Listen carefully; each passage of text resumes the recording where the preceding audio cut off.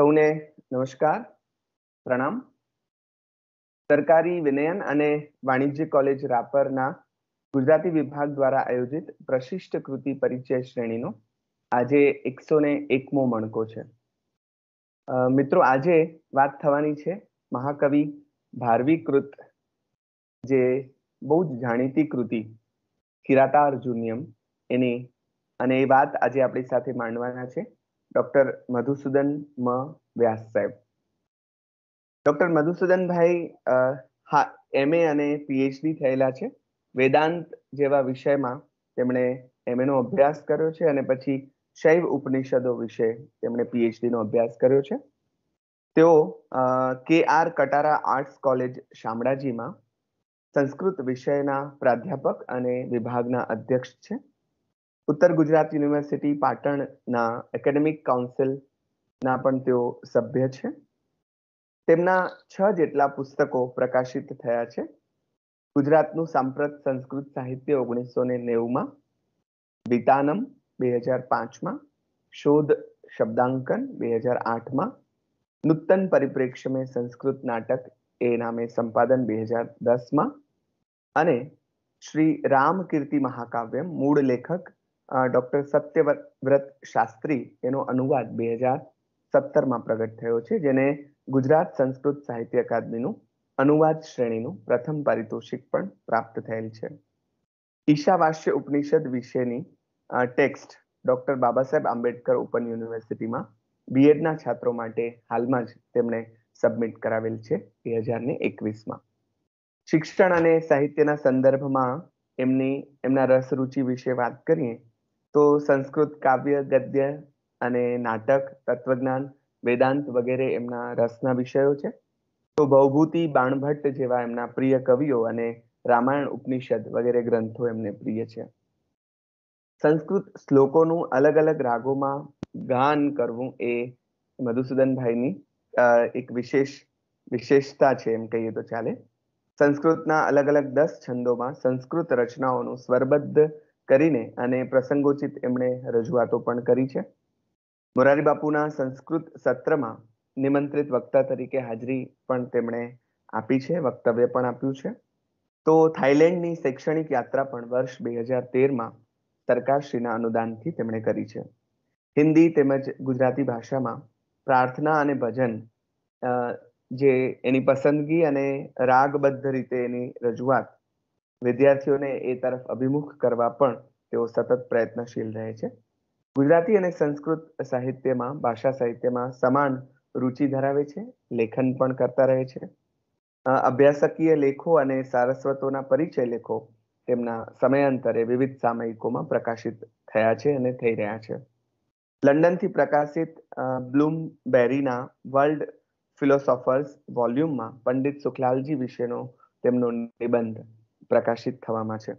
તો ગુજરાતી સાહિત્યનો ઇતિહાસ ભાગ 8 ખંડ 2માં ડોક્ટર ગૌતમ પટેલ અને ડોક્ટર વિજય પંડ્યા વિશેના પ્રકરણ પણ સાહેબે લખ્યા છે. ગાંધી વિચારમાં પણ તેઓ રસ ધરાવે છે અને એ સંદર્ભે પણ કેટલુંક લખાણ અને મૂળ તો એને જીવવાની કોશિશ તેમની સતત રહે છે. તો આવા મધુસૂદન વ્યાસ સાહેબને હવે આપણે સાંભળીશું. રાપર કોલેજના આચાર્ય શ્રી રમજાનભાઈ, અભિજીતભાઈ, સંધ્યાબેન અને સૌ મિત્રો, ખૂબ જ સુંદર આજે મને તક મળી છે સંસ્કૃત મહાકવિ ભારવી વિશેની કૃતિ વિશે વાત કરવાની. સંસ્કૃત સાહિત્યના એક અભ્યાસુ વ્યક્તિ તરીકે મને ખૂબ જ આનંદ થયો કે આજે મહાકવિ ભારવીના કિરાતાર્જુનીયમ વિશે મારે વાત કરવાની છે. વિદ્યાર્થી મિત્રો, આ જે વ્યાખ્યાન છે એમાં કેટલીક વાતો વિદ્યાર્થીઓને સંબોધીને સીધી કરવામાં આવી છે. એટલે જે સુજ્ઞ શ્રોતાઓ છે એ ઘણી બાબતો જાણતા પણ હશે, પણ તેમ છતાંય વિદ્યાર્થીઓ કદાચ ન જાણતા હોય એમ સમજીને વાત કરીશું. એટલે ભારવી જે શબ્દ છે એનો અભિધાથી લઈને વ્યંજના સુધીનો અર્થ તેજસ્વી સૂર્ય એવો થાય છે. અને એ અર્થમાં ભારવી કેવી રીતે સૂર્ય સમાન જળહળતા વ્યક્તિ છે, મહાકવિ છે, એ આપણે પ્રસ્થાપિત કરવાનું છે. સાર્થ જોડણી કોષમાં મેં જ્યારે જોયું કિરાત અને અર્જુન, આ બંને શબ્દો, તો કિરાતનો અર્થ ભીલ એવો તો થાય છે, પણ કિરાતીની એવો શબ્દ જ્યારે મેં જોયો તો એમાં ભીલડી ઉપરાંત દુર્ગા અને પાર્વતી એવો પણ અર્થ થાય છે. તો અહીંયા સિમ્બોલિક રીતે કવિએ પ્રતિકાત્મક રીતે કિરાત જે છે એ ભગવાન શિવ છે, અને જ્યાં સુધી એ કિરાતના વેશે લડે છે ત્યાં સુધી અર્જુન તેને ઓળખી નથી શકતો, પણ એ શિવનું સ્વરૂપ પ્રગટ કરે છે ત્યારે એના ચરણોમાં એ પડે છે અને ત્યાં એ બંને વચ્ચેનો મેળાપ થાય છે. તો આ આખા મહાકાવ્યની વાત છે. અને આપણે શરૂઆત એવી રીતે કરીએ કે સંસ્કૃતના પંચ મહાકાવ્યો એ ખૂબ જાણીતા છે. એમાં કાલિદાસનું રઘુવંશ અને કુમાર સંભવ, એ બંને મહાકાવ્યો પછી તરત જ જે 6ઠ્ઠી સદીમાં મહાકવિ ભારવી આવે છે, અને એમણે કિરાતાર્જુનિયમ નામે આ મહાકાવ્ય એ કાલિદાસની સ્પર્ધામાં કાલિદાસની બંને કૃતિઓ કે કાલિદાસની સપ્તવિધ કૃતિઓને ધ્યાનમાં રાખી અને પોતે એનાથી કેમ સારું મહાકાવ્ય લખી શકે એ રીતે લખ્યું છે. અને એ અર્થમાં સંસ્કૃત સાહિત્યમાં એક અલંકૃત શૈલીનો યુગ શરૂ થાય છે. બૃહત ત્રયી એટલે કે કિરાત અર્જુનીયન મહાકાવ્ય, પછી માઘનું શિશુપાલ વધ અને શ્રીહર્ષનું નૈષધ્ય ચરિતમ મહાકાવ્ય, આ ત્રણેય બૃહત્રયી માં સમાવેશ થાય છે. એટલે આપણે રાજશેખરનો એક શ્લોક શરૂઆતમાં લઈએ કે જેમાં એણે સંસ્કૃતના 10 કવિઓ કયા કયા છે એ અંગેની પણ વાત કરી છે. તો એ શ્લોક આ પ્રમાણે છે, અને એમાં કાલિદાસ, ભારવી અને એ સિવાયના કેટલાક અપ્રસિદ્ધ કેટલાક કવિઓ પણ છે. આદૌ શ્રી કાલિદાસઃ સ્યાत् અશ્વઘોષઃ પરમ ભારવિશ્ચ તથા ભટ્ટિः કુમારશ્ચાપि પંચમઃ માઘરત્નાકરौ સાક્ષાત હરિશ્ચંદ્રસ્તથૈવ ચ કવિરાજઃ ચ શ્રીહર્ષઃ પ્રખ્યાતા કવયો દશઃ. ભારવી જે છે એ 10 પ્રખ્યાત કવિઓમાં આવે છે એવું આલંકારિક રાજશેખર સ્વીકારે છે. એ પણ એક મોટી ગૌરવની વાત છે. ભારવીના મહાકાવ્યનો મુખ્ય ઉદ્દેશ એ યુવાનોને પોતાના સંયમના માર્ગથી ભટકી ન જવાનો છે, અને ધૈર્યવાન બનવા માટેની એણે આખી યોજના બનાવી છે, અથવા તો એ કેવી રીતે પોતાના કર્તવ્ય પથમાં આગળ વધી શકે, કેવી રીતે કર્તવ્ય બજાવી શકે, એની મહાભારતમાંથી જે પ્રેરણા મેળવી છે એની વાત, કૃતિની વાત આપણે આગળ કરીશું. પણ જીવન વિશેની એક દંતકથા આપણે લઈએ તો ભારવીની જ્યારે સત્કીર્તિ ચારે બાજુ ફેલાઈ રહી હતી, પરંતુ એના પિતા ક્યારેય એના વખાણ નહોતા કરતા, એની પ્રશંસા નહોતા કરતા. ભારવીને આ વાતનું ઘણું બધું દુઃખ હતું, અને આ દિવસોના દિવસો કેટલાક વર્ષો પસાર થયા, અને એક વખત ભારવીએ એવો વિચાર કર્યો કે હું મારા પિતાને હવે મારી જ નાખીશ, અને એટલા માટે એક જંગલના ઝાડ ઉપર મોટો પથ્થરો લઈ અને બેસી ગયા. અને નિયતિનું એવું કઈ નક્કી હશે કે માતા પિતા એ વાતો કરતા કરતા ત્યાંથી પસાર થાય છે, ઉપરથી ભારવી ઝાડ ઉપર પથ્થરો લઈને બેઠા છે, એ સાંભળે છે. તો એની માતા પૂછે છે કે તમે આપણા પુત્રના કેમ ક્યારેય વખાણ નથી કરતા? ત્યારે ભારવીના પિતા એવો જવાબ આપે છે કે હું એવું ઈચ્છું છું કે આખી દુનિયામાં એની સત્કીર્તિ ફેલાય, એની જે કઈ એબિલિટી છે, એની આવડત છે, કાવ્ય લખવાની આવડત માત્ર પૂરતી નથી, મહાકાવ્ય લખે એવી મારી ખૂબ મોટી મહેચ્છા છે. અને એને કારણે ભારવી આ સાંભળે છે અને ખૂબ જ એને પસ્તાવો થાય છે, અને એ ઝાડ પરથી કૂદકો મારીને નીચે આવે છે, માતા પિતાના ચરણોમાં પડી અને પોતે આ રીતે એને મારી નાખવા માટે પ્રયત્ન કર્યો તો એ અંગે ક્ષમા માગે છે, અને હવે મારે આ પ્રાયશ્ચિત કેવી રીતે કરવું એની સલાહ માંગે છે. તો દંતકથા મુજબ ભારવીના પિતા એવી સલાહ આપે છે કે તારે હવે તારા તારી સાસરીમાં જતા રહેવાનું, 6 મહિના સુધી ત્યાં તું રહે, પછી પાછો આવજે, એ જ તારા માટે સજા છે. અને ભારવી એવી રીતે જ્યારે પોતાની સાસરીમાં જાય છે, થોડા દિવસ એની આગતા સ્વાગતા થાય છે, સારી રીતે રાખે છે, પછી એના સસુરજી કહે છે કે તમે સજાના ભાગરૂપે આવ્યા હો તો તમે હવે જંગલમાં જઈ અને ગાયોને ચરાવો, અને 6 મહિના સુધી તમારે ગાયોને ચરાવો, ગાયોની સેવા કરવાની છે. તો ભારવી એ રીતે જંગલમાં જાય છે અને ગાયોની સેવા કરતો રહે છે, ગાય ચરાવતો રહે છે. અને એ દરમિયાન પીપળા અને બીજા કેટલાક વૃક્ષોના પર્ણ પર પોતે આ સમગ્ર મહાકાવ્ય લખ્યું, એવા પ્રકારની આ દંતકથા છે. એટલે એના પિતાનું પાત્ર કે એના સસુરનું પાત્ર એ ખરેખર દંતકથામાંથી સાર રૂપે આપણે જોઈએ તો એને સુધારવા માટેનું છે. અને ખરેખર ભારવી એ રીતે મહાકવિ બની શકે એવી પ્રતિભા એને આવી જાય છે. એ રીતે આખી દંતકથાનો સાર આપણે સમજીએ. અને બીજા સર્ગની અંદર હવે આ જે એના જીવનની વાત છે, એનો સંદર્ભ ક્યાં મળે છે? કોઈ પણ કવિ જે છે એ પોતાની કૃતિ એ મોટા ઉદ્દેશથી લખતો હોય છે, અને એમાંય આ તો ભારવી નામે મહાકવિ, તો જેના ભારવે અર્થ ગૌરવમ એની વાત ખૂબ જ વારંવાર વિદ્વાનો કરે છે.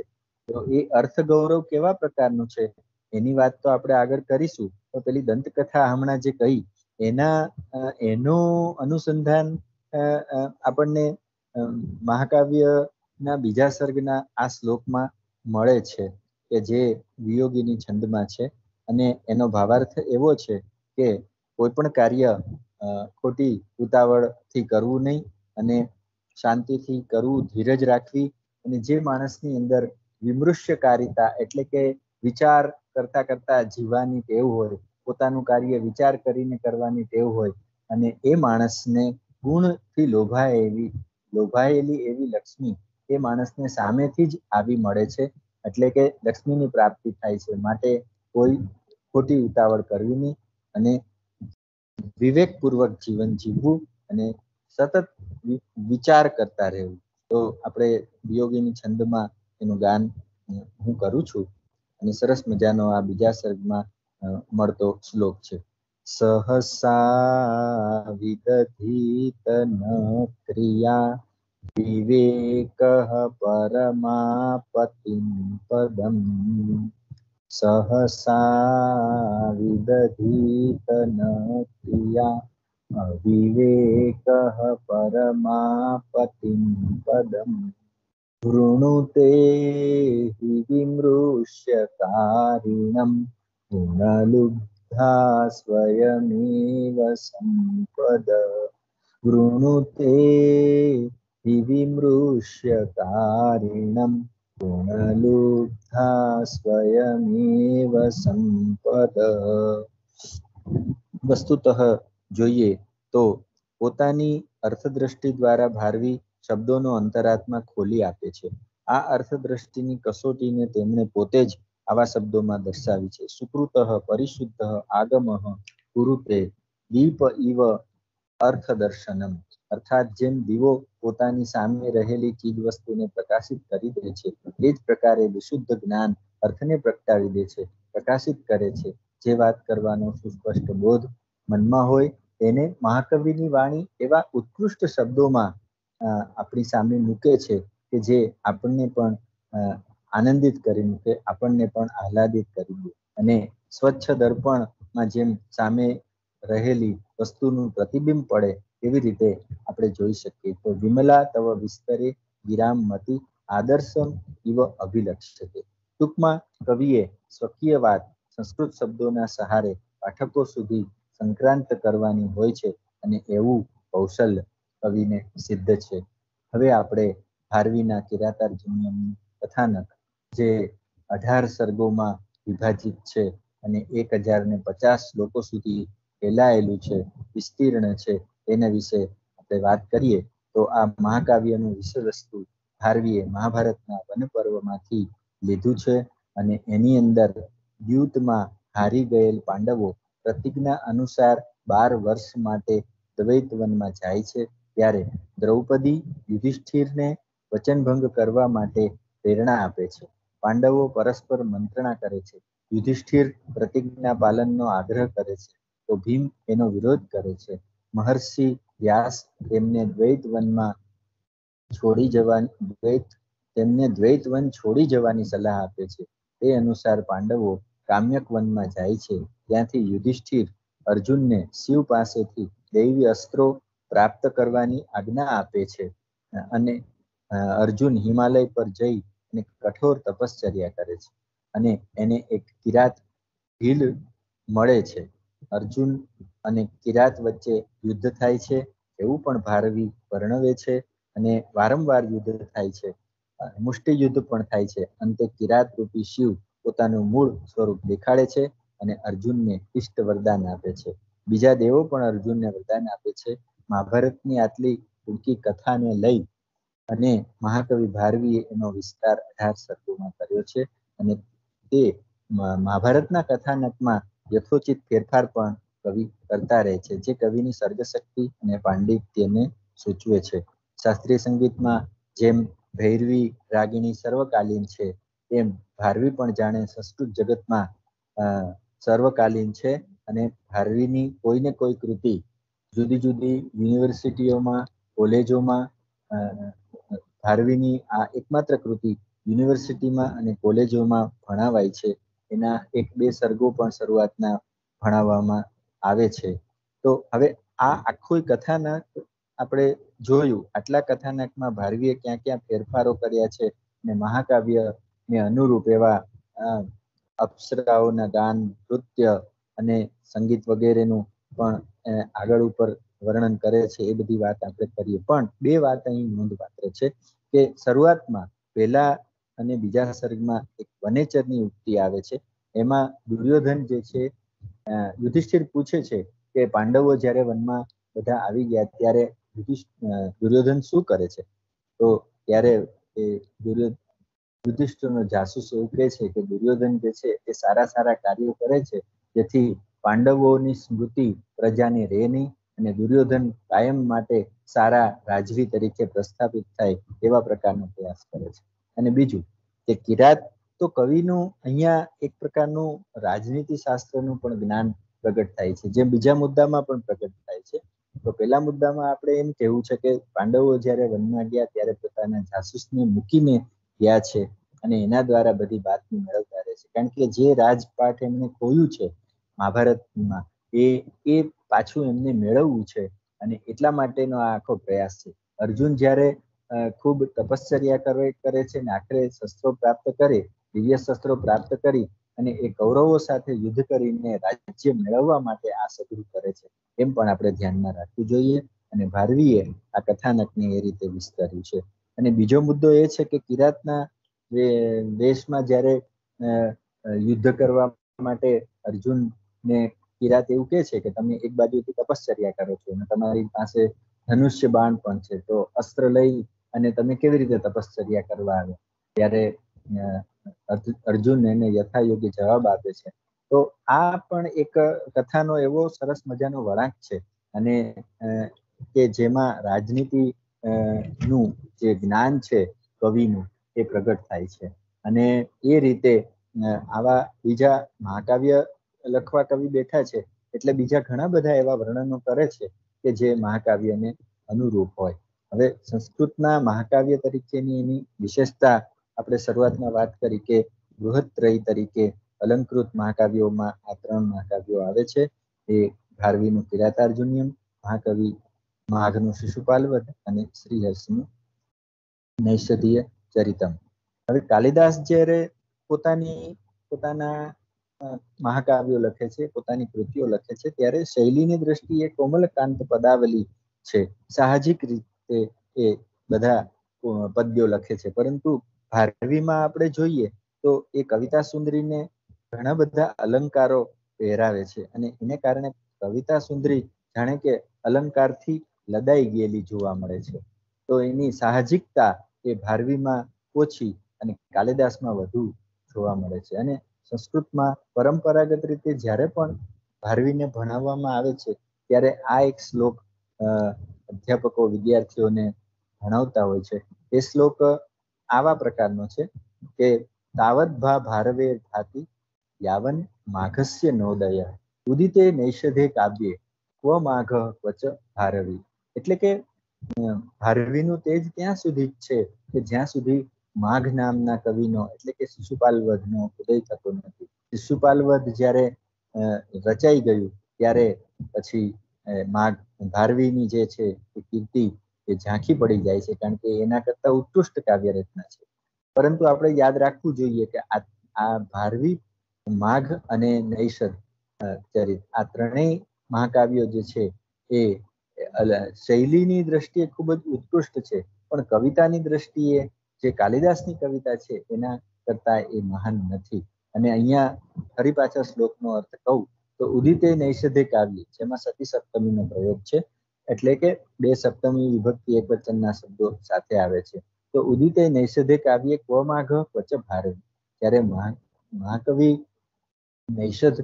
નૈષધીય ચરિત લખે છે, શ્રીહર્ષનું નૈષધીય ચરિત જ્યારે રચાયું અને એનો ઉદય થયો ત્યારે માઘ અને ભારવી ક્યાં, એ બંને કરતા પણ એ મહાન છે.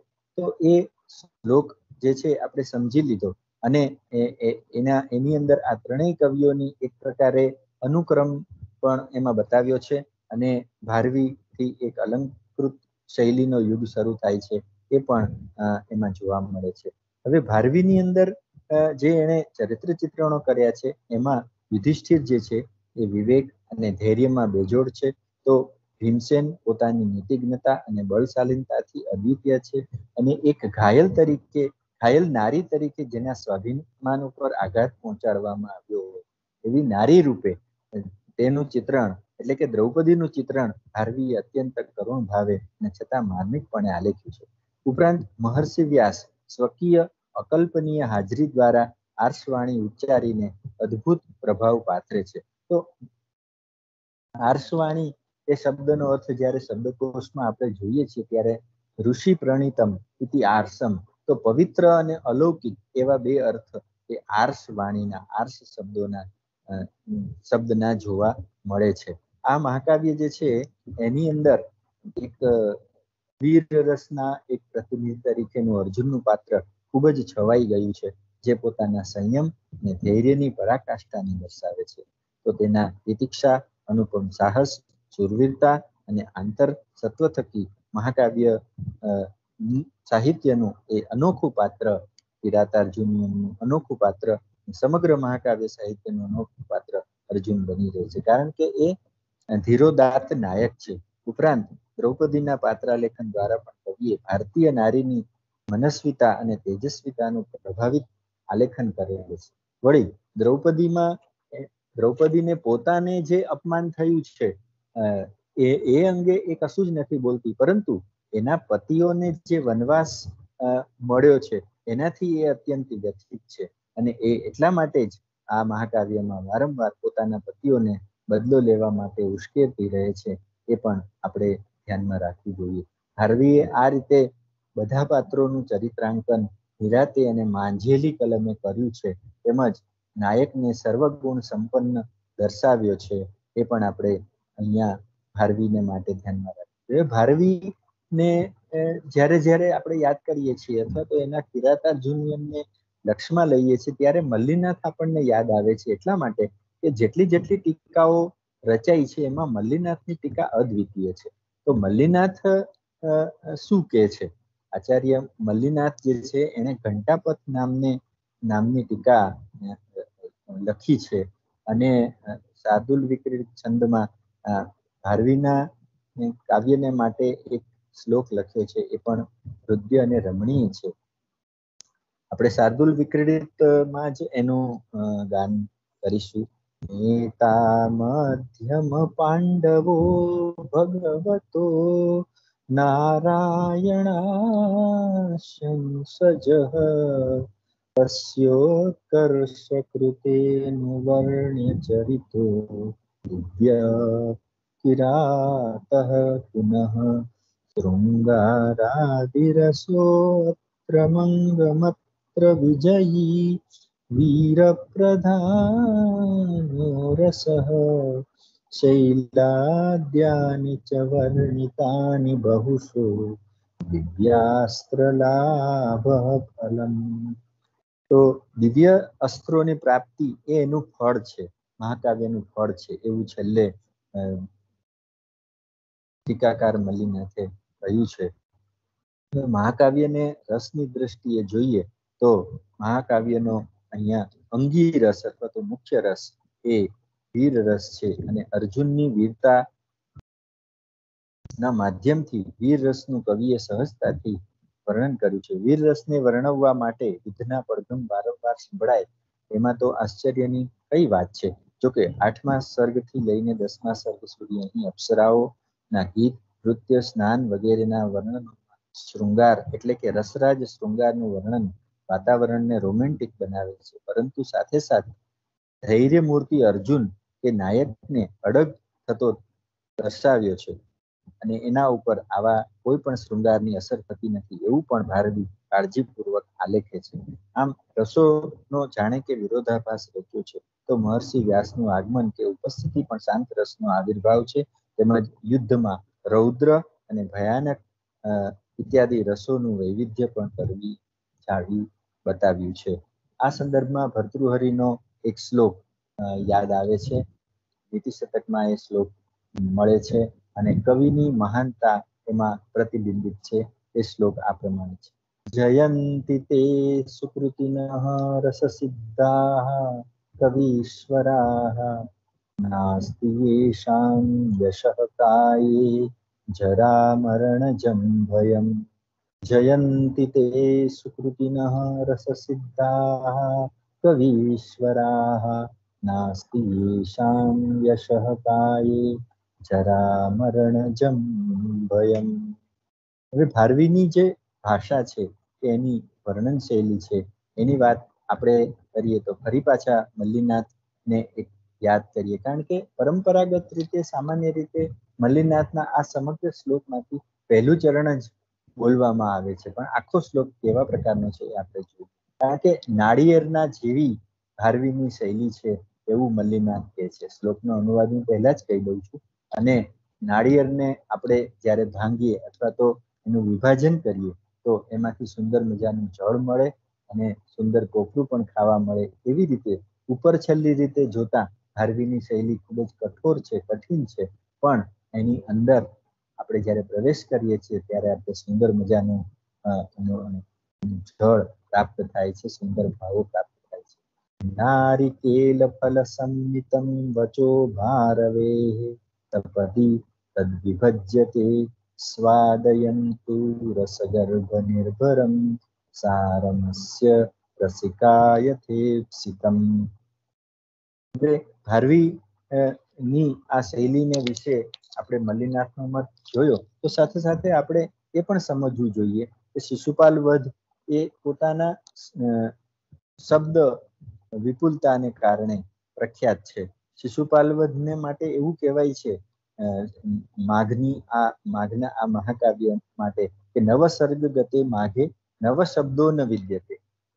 1 થી 9 સર્ગ સુધીનું તમે જ્યારે અધ્યયન કરી લો તો ભાષામાં કોઈ એવો નવો શબ્દ જ બાકી ન રહ્યો હોય.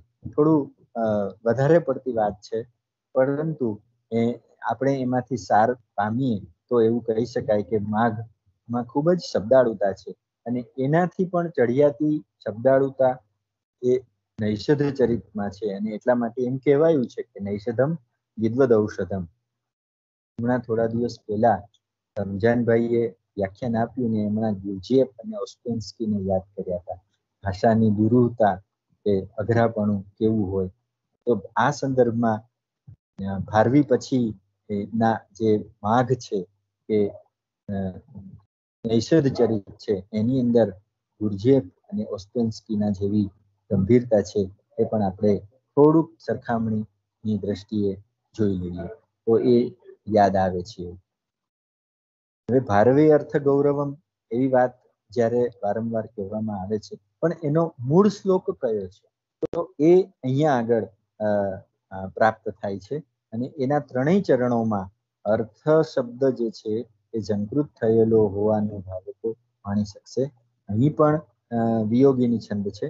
સ્ફુટતા ન પદેર પાકૃતા न च स्वीकृतमर्थगौरवम् रचिता पृथगर्थता गिरां न च सामर्थ्यमपोहितं क्वचित् रचिता पृथगर्थता गिरां न च सामर्थ्यमपोहितं क्वचित्। આમ કંઈક જુદી રીતે ભારવીની કવિતા રચાય છે એવું પ્રસ્તુત શ્લોકમાં નિરૂપવાનું ઇંજિત થાય છે. સંક્ષેપમાં કહીએ તો કવિની વાણી ભલે ગંભીર હોય પરંતુ અર્થથી ઘણી બધી ભરેલી છે અને ખૂબ જ એમાં અર્થ કુટી કુટીને ભર્યો છે. હજી એક શ્લોક આપણે જોઈએ કે જેમાં કવિનું વર્ણન કૌશલ્ય આપણને મળે છે, પણ એ શ્લોક જોતા પહેલા એનો અર્થ જોઈ લઈએ. ભારવી એવું કહે છે કે આ ગોવાળિયાઓ એટલે કે ગોપ બાળો વનમાં એવી રીતે ફરતા કે પરિભ્રમણ કરતા રહે છે જેમ કે પોતાના ઘરમાં જ ફરતા, તેમજ પશુઓ ઉપર આ ગોવાળો એવો પ્રેમ રાખે છે જેવો પોતાના બંધુ બાંધવો ઉપર પ્રેમ રાખે છે, અને નિષ્કપટ વ્યવહાર કે સરળતામાં તેઓ ગાયોના જેવા જ જણાય છે.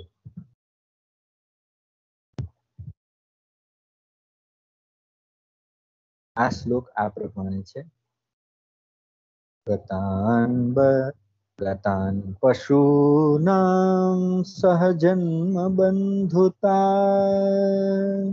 ગૃહાશ્રયં પ્રેમ વનેષુ બિભ્રતઃ ગતાન પશુનામ સહજન્મ બંધુતા ગૃહાશ્રયં પ્રેમ વનેષુ બિભ્રતઃ દદર્શ ગોપાનુપધેનુ પાંડવઃ કૃતાનુકારામિવ ગોભીરાર્જવે દદર્શ ગોપાનુપધેનુ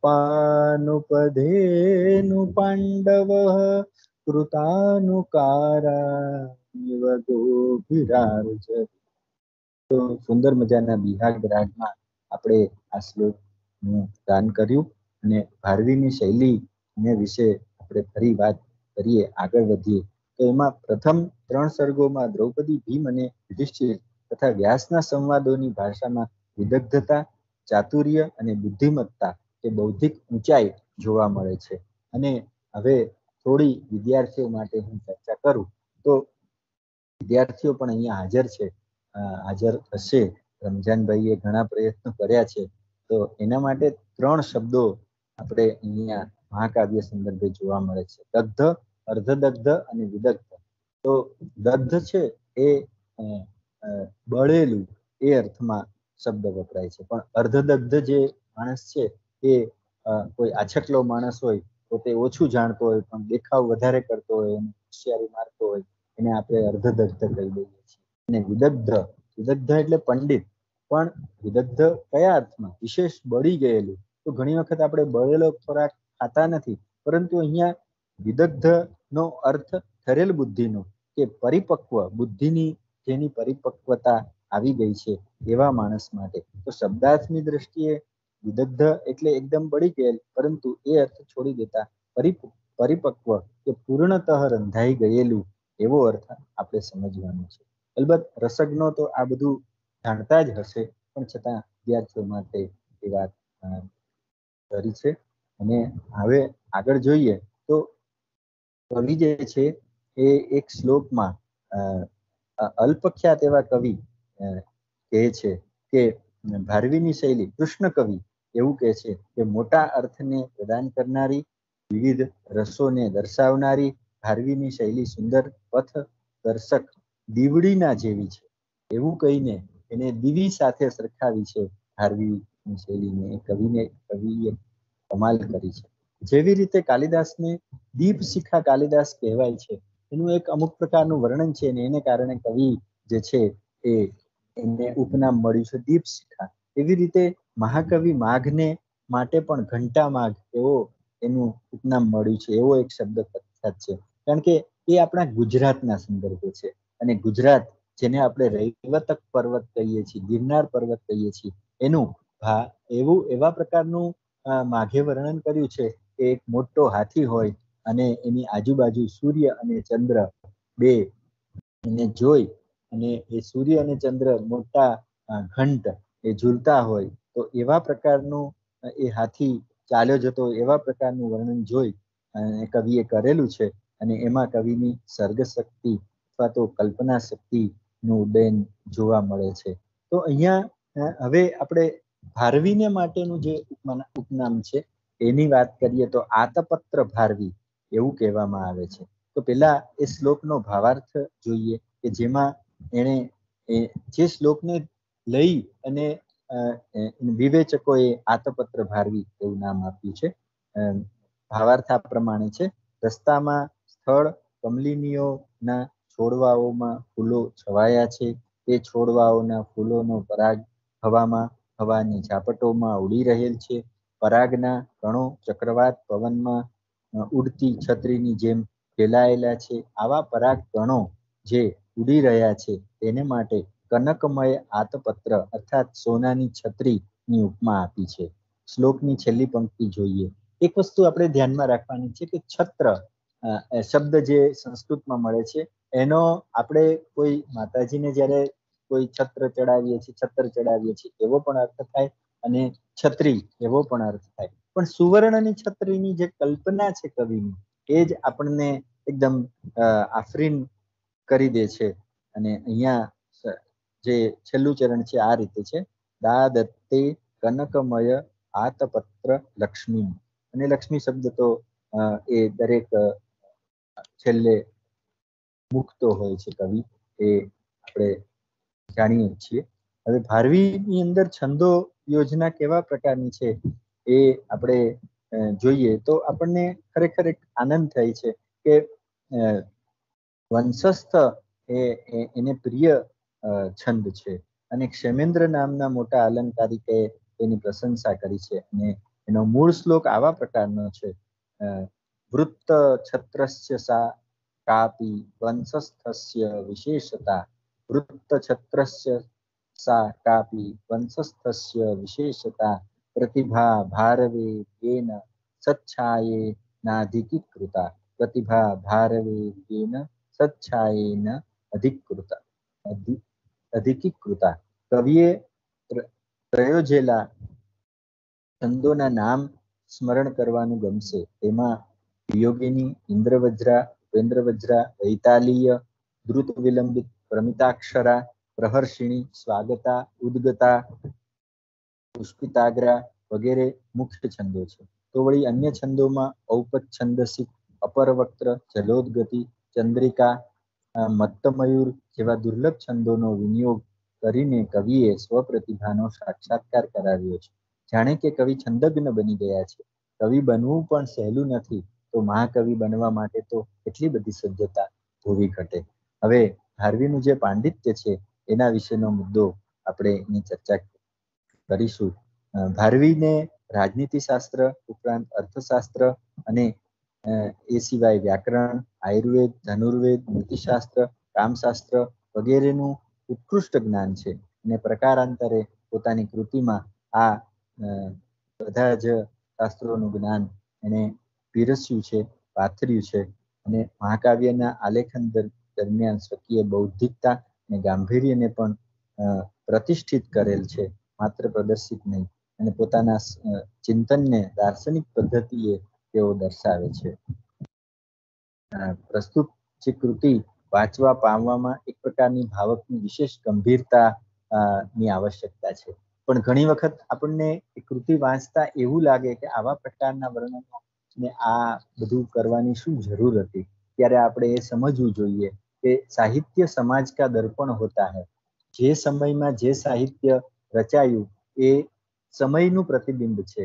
તો મહાકાવ્યનો જે 1000 વર્ષનો સમયગાળો છે, જે રાધા વલ્લભ ત્રિપાઠી કહે છે કે સુવર્ણ યુગ છે, એમાં આવા પ્રકારના મહાકાવ્યો રચાતા. અને એટલા માટે એ સંદર્ભમાં આપણે સમજીએ કે તત્કાલીન સંદર્ભને સમજી અને આ મહાકાવ્યની કૃતિને આપણે જો માણીશું તો એની સમકાલીનતાથી સમજાશે કે ભારવીએ ખરેખર ઉત્કૃષ્ટ મહાકાવ્યની રચના કરી છે.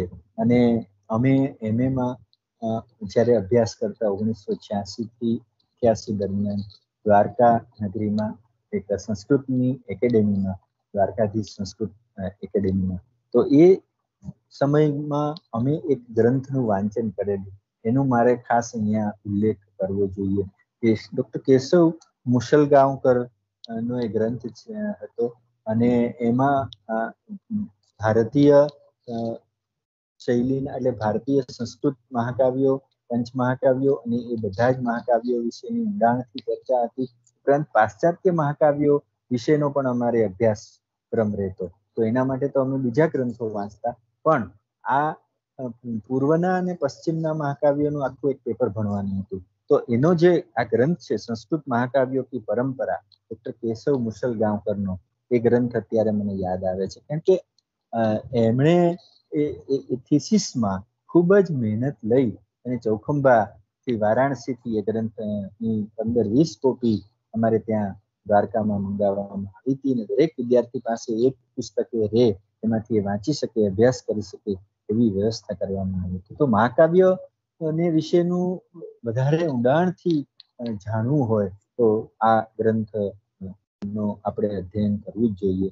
ઉપરાંત રાધા વલ્લભજીએ પણ સુંદર રીતે મહાકાવ્યોની વાત લખી છે, જે આપણે આગળ એની વાત કરીશું. ભારવીના મહાકાવ્યમાં પ્રત્યેક સર્ગમાં અનેક શ્લોકોમાં વિચાર મોતી પણ પરોવાયા છે. સુક્તિ વૈવિધ્ય કવિએ દાખવ્યું છે અને એ ભાવકને એમાં આસ્વાદ્યતા જણાય છે. સમગ્ર કૃતિ વાંચી અને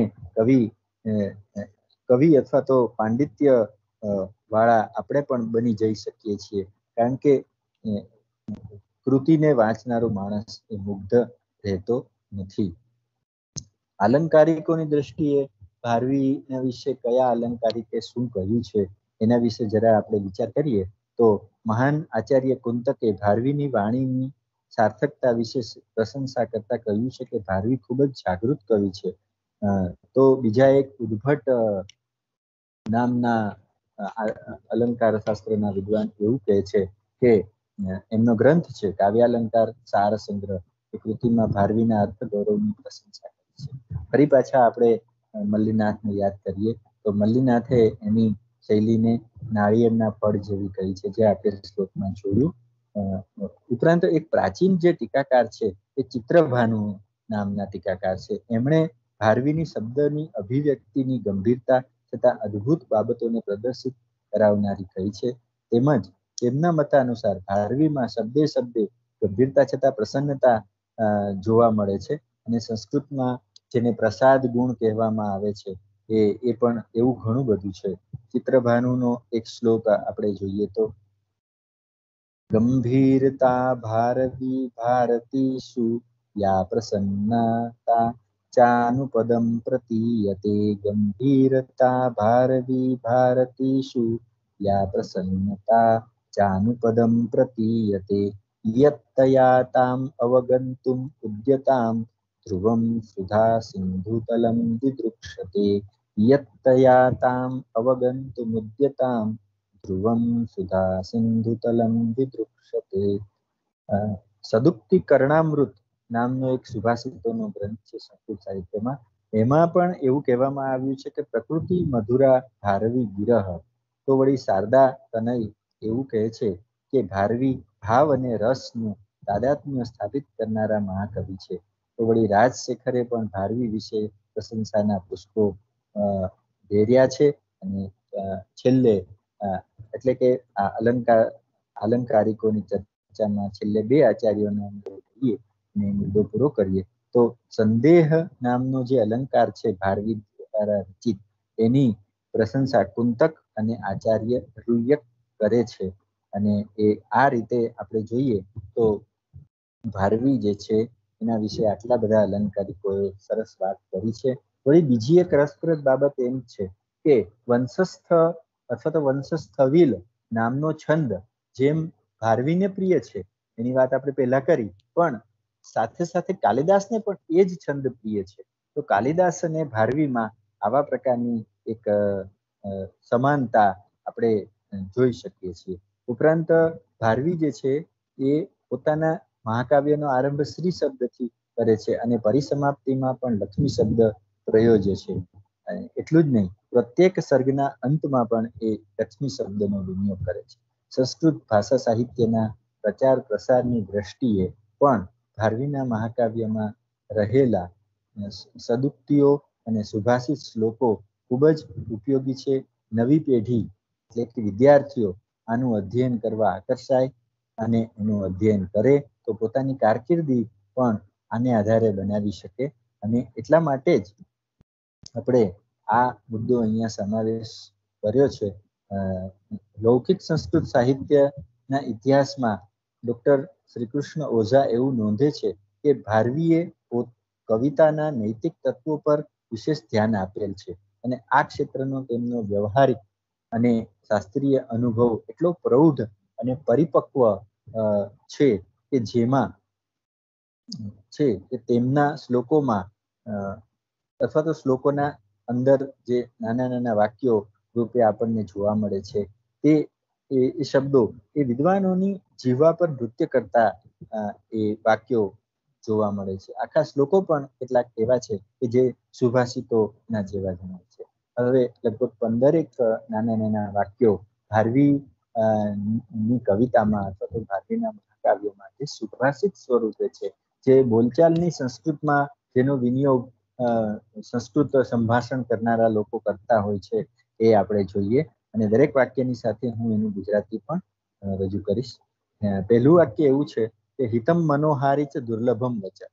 મનોહારી હોય, મનને હરનારું હોય અને છતાં એ આપણા માટે હિતકારી હોય એવી વાણી ખરેખર દુર્લભ છે. એટલે આપણે ઘણી વખત એમ કે હિતકારી હોય એવી કડવી વાણી બીજાને કહેતા હોઈએ છીએ, પણ એ મનને ગમતી નથી. તો અહીંયા એ અર્થમાં જ ભારવી કહે છે કે હિતકારી હોય અને છતાંય મનોહારી હોય એવી વાણી દુર્લભ છે. હવે બીજું એક વાક્ય એવું છે કે વરમ વિરોધો અપી સમમ મહાત્મા. એટલે કે મોટા માણસો સાથેનો વિરોધ પણ મહાત્માની સાથે સંગાથે કરેલી મિત્રતાનું સુફળ આપે છે. મહાત્મા એટલે અહીંયા મહાત્મા ગાંધી કે કોઈ એવા સાધુ પુરુષ એમ નહીં, મોટો માણસ એ અર્થમાં આપણે એ શબ્દને સમજવાનું છે. ન વંચનીય પ્રભવો અનુજીવી, એટલે કે સેવકો દ્વારા અનુજીવી જે છે, સેવકો દ્વારા માલિકોનું શોષણ ન થવું જોઈએ અથવા તો એને છેતરવા ન જોઈએ. આપણે સેવકો ઘણી વખત પોતાના માલિકોને છેતરતા હોય છે, તો આપણે એ વાતને થોડી વિસ્તારીને એમ પણ કહી શકીએ કે માલિકે પોતાના સેવકોને રોકડો વ્યવહાર કરવો જોઈએ, પૈસા યોગ્ય રીતે આપી દેવા જોઈએ અને બીજી રીતે પણ એનું ધ્યાન રાખવું જોઈએ. તો સેવકોએ પણ પૂરેપૂરી વફાદારી નિભાવવી જોઈએ. અહીંયા નાસ્તિ એક વાક્ય આગળનું છે, નાસ્તિ તિતિક્ષા સમમ અસ્તિ સાધન. એટલે કે તિતિક્ષાના જેવું બીજું કોઈ સાધન છે નહીં. તિતિક્ષા એટલે અત્યંત સહન કરી લેવાની મનોવૃત્તિ. જેમ મહાવીર સ્વામી છે, એને કાનમાં સૂળ ભરાવે છે તો પણ એ બધું સહન કરી લે છે, એની તિતિક્ષાની વૃત્તિ છે. અને સંધ્યાબેન હાજર હશે તો હું એમ કહું કે પાવર ઓફ ટોલરન્સ તિતિક્ષાને માટે આવો એક શબ્દ મારા મનમાં સૂજે છે અને મને એમ લાગે છે કે બેન કહેશે કે બરાબર છે, એમાં કઈ વાંધો ઉઠાવવા જેવું નથી. તો એવું પણ એટલે તિતિક્ષાના જેવું કોઈ સાધન નથી. તો ભારવીની જુઓ એક સહન કરવાની વૃત્તિ અથવા તો અર્જુનની અંદર જે ગુણ છે એકદમ પાવર ઓફ ટોલરન્સ નો, એ વાત અહીંયા તિતિક્ષા સુધી જાણે કે લંબાતી હોય ભારવીમાં, એ આપણે જોઈ શકીએ છીએ. કારણ કે આ વેદાંતની પરિભાષાનો પણ એ શબ્દ છે. તિતિક્ષા એટલે ઠંડુ ગરમ જે કઈ મળે છે જીવનમાં, ઠંડી ગરમી બધું સહન કરી લેવું. તો એ સાહજિક રીતે ભારવીએ આવા પ્રકારનો શબ્દોનો વિનિયોગ પોતાના પદ્યોમાં કરેલ છે, એ પણ આપણે જોઈ શકીએ છીએ. પછી આગળ એક વાક્ય છે, અહો દુરંતા બલવત વિરોધિતા. બળવાન અથવા સત્તાધીશની સામે તમે વિરોધ કરો એ લાભપ્રદ હોતો નથી, એ આપણે સૌ જાણીએ છીએ. વળી જેનું શરૂઆતમાં મેં ગાન કર્યું એ શ્લોકમાંથી નાનકડું એક ચરણ છે, સહસા વિદધિતના. એટલે કે દરેક કાર્ય વિચારપૂર્વક કરવા, કોઈ કામ ઉતાવળમાં ન કરી નાખવું. ઉતાવળમાં જો કામ કરી નાખીએ, જો ભારવીએ પોતાના પિતાને મારી નાખ્યા હોત તો એને જિંદગીમાં અફસોસ રહે, અને એવું અફસોસ ન રહે એટલે એને વિચાર કર્યો એણે વાત સાંભળી અને પછી નિર્ણય કર્યો. એ જ રીતે એની જીવનની જે દંતકથાઓ મળે છે એમાં એ વાત આપણને ખ્યાલ આવે છે. મારે આ તકે આભાર અમારા ભરતભાઈ પરમાર નામના મિત્રનો પણ માનવો જોઈએ કે જેમણે મને આ સંશોધન પેપર તૈયાર કરવામાં ખૂબ મદદ કરી છે. અનેક વખત મેં એમને ફોન કર્યા છે, એમને મદદ કરી છે. એ જ રીતે પૂનામાં રહેલા એક અનંત કુલકર્ણી સાહેબે પણ મને ખૂબ મદદ કરી છે. બીજા ઘણા મિત્રો પણ મને મદદ કરતા આવ્યા છે, પણ આ બે નામો મારે ચોક્કસ લેવા જોઈએ. મારા ગુરુજી ડોક્ટર વિજયભાઈ પંડ્યાના આશીર્વાદ તો હંમેશા મારી સાથે જ છે. આગળ આપણે જોઈએ તો અમર્ષ શૂન્યેન જનસ્ય જંતુના ન જાત હાર્દેન ન વિદ્વિષાદરઃ. એટલે કે જેને અન્યાય કોઈ બી માણસ પર, જેને અન્યાય માણસ ઉપર ક્રોધ ના આવે એવા સ્વમાનહીન માણસને માટે તો મિત્ર કે શત્રુ એ સમાન જ હોય છે, એનું કોઈ સન્માન હોતું નથી.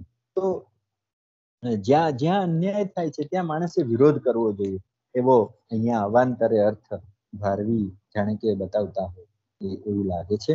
વ્રજંતી શત્રુન અવધૂય નિસ્પૃહા સમેન સિદ્ધિમ મુનયો ન ભૂભૃતઃ. કવિ એવું કહે છે કે શત્રુઓ પરત્વે ઉદાસીન અથવા અનાક્રમક રહેવું એ મુનિઓને માટે સિદ્ધિ આપનારું બની શકે, પરંતુ રાજાઓ માટે નહીં. એટલે કે રાજાઓએ તો પોતાના જે શત્રુ છે એને ડામવો જોઈએ. એટલું જ નહીં, પ્રજાની અંદર પણ પ્રજાને પીડનારા લોકો, ચોરી કરનારા લોકો, લૂંટફાટ કરનારા લોકો, જુગાર રમનારા લોકો, બીજી રીતે પ્રજાને હેરાન કરનારા લોકો ઉપર રાજાએ કઠોર દંડ રાખવો જોઈએ, એવું રાજનીતિ શાસ્ત્રની દ્રષ્ટિએ પણ જરૂરી છે. અને ભારવીએ પોતાની કવિતામાં એ વાતને સમાવેશ કરી છે. અને આગળ ઉપર જોઈએ તો નિવસંતી પરાક્રમા શ્રયા ન વિષાદેન સમમ સમૃદ્ધય. એટલે કે સમૃદ્ધિ પરાક્રમને આધારે અધીન થઈને રહે છે, વિષાદને આધારે નથી રહેતી. તો પરાક્રમ જે છે, જે માણસ પરાક્રમી છે, પરાક્રમ કરે છે, એને સમૃદ્ધિ આવીને ભરે છે. અને એના પછીનું વાક્ય જોઈએ તો ન રમ્યમ આહાર્યમ અપેક્ષતે ગુણમ. જે સ્વભાવથી સુંદર છે તેને બાહ્ય સજાવટની જરૂર રહેતી નથી, એવું પણ ભારવી માને છે. તો રમ્યાણામ વિકૃતિરપી શ્રિયમ તનુ. અને રમ્ય જે માણસો હોય, રમણીય માણસો હોય, તેમની કોઈક વિકૃતિ હોય તો પણ એ લક્ષ્મીને લાવી આપે છે. શ્રિયમ તનોતી એટલે કે એની વિકૃતિ પણ શોભે છે, એમ ભાવાર્થ છે. અને સલક્ષ્મી ઉપકુરુતે યયા પરેશાન. જે લક્ષ્મી દ્વારા બીજા માણસો સુખી થાય એ જ ખરી લક્ષ્મી છે.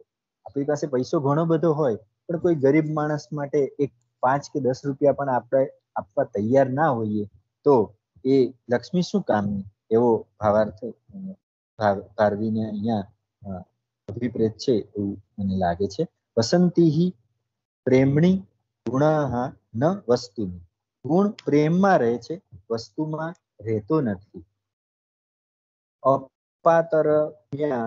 આપાતરમ્યા વિષયા પર્યંત પરિતાપિનઃ.